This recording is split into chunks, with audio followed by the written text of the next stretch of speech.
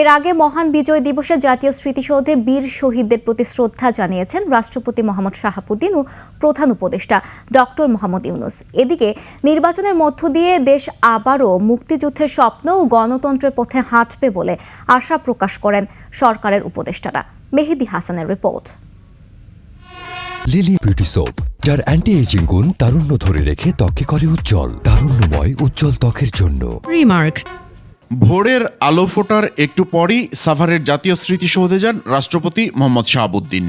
পুষ্পস্তবক অর্পণ করেন এবং শহীদদের স্মৃতির প্রতি শ্রদ্ধা জানিয়ে সেখানে কিছুক্ষণ দাঁড়িয়ে থাকেন।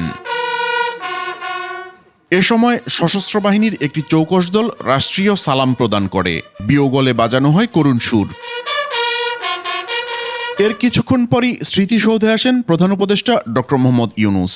বীর শহীদদের প্রতি শ্রদ্ধা নিবেদন করেন তিনি।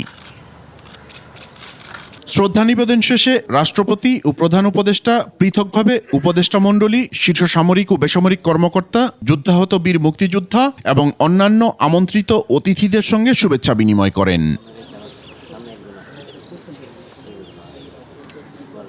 এরপর গণমাধ্যমের মুখোমুখি হন সরকারের উপদেষ্টারা। মানুষের আর্থসামাজিক মুক্তির যে স্বপ্ন নিয়ে দেশ স্বাধীন হয়েছিল, আগামী নির্বাচনের মধ্য দিয়ে জাতি সেই পথে আবার হাঁটবে বলে আশা প্রকাশ করেন তারা। 16 ডিসেম্বরের যে প্রত্যয় সেটা আমাদের মধ্যে ছিল দেখেই আমরা এই ঐতিহাসিক জুলাই গণ অভ্যুত্থানের মাধ্যমে বাংলাদেশকে পুনর্নির্মাণের একটা সুযোগ করে নিতে পেরেছি। আমরা আজকে এমন একটা সন্ধিক্ষণে আছি যেখানে আমরা একটা শাসন ব্যবস্থাকে পিছনে ফেলে নতুন করে গণতন্ত্রের পথে যাত্রা শুরু করব।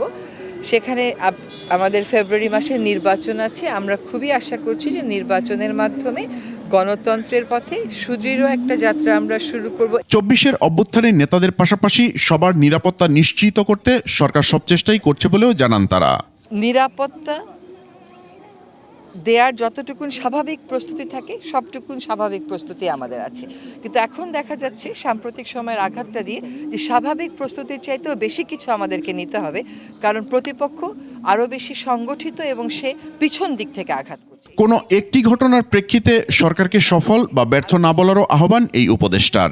শোষণমুক্ত বৈষম্যহীন গণতান্ত্রিক বাংলাদেশ গড়তেই এক সাগর রক্তের বিনিময়ে এসেছিল বাংলার স্বাধীনতা, কিন্তু 54 বছর পরেও এখনও সেই স্বপ্নের বাংলাদেশকেই খুঁজে ফিরছে জাতি। মেহেদী হাসান, 21 টেলিভিশন, সাভার জাতীয় স্মৃতিসৌধ, ঢাকা।